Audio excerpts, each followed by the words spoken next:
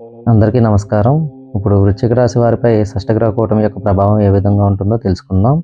మొదటిగా షష్టగ్రహ కూటమి అనగా 6 గ్రహాల కలయిక ఒక రాశిలో జరగడం.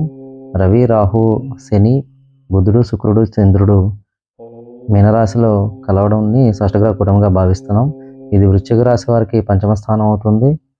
వృశ్చిక రాశి వారికి ఈ 2 నెలలు ఏప్రిల్, మే నెలలో ఆకస్మిక ధనలాభం, ఉద్యోగాభివృద్ధి, వ్యాపారాభివృద్ధి జరగడం అనుకూలంగా కనిపిస్తుంది. దాంతోపాటు మార్చి 29వ తారీఖున అర్ధాష్టమ శని యొక్క ప్రభావం కూడా పోతుంది.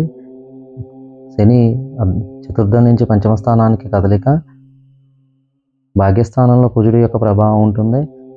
సప్తమంలో గురుడి యొక్క ప్రభావం ఉండడం వల్ల ఇష్టపడిన వాళ్ళని కళ్యాణం చేసుకోవడం, పెద్దల సమక్షంలో లాంటివి వృశ్చిక రాశి వారికి జరుగుతాయి.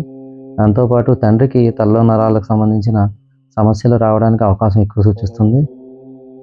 ఆ ప్రభావం కుజుడి యొక్క వ్యతిరేక ప్రభావం పడకుండా ఉండడానికి సుబ్రహ్మణ్యేశ్వర స్వామి యొక్క ఆరాధన చేసుకోవడం మంచిది.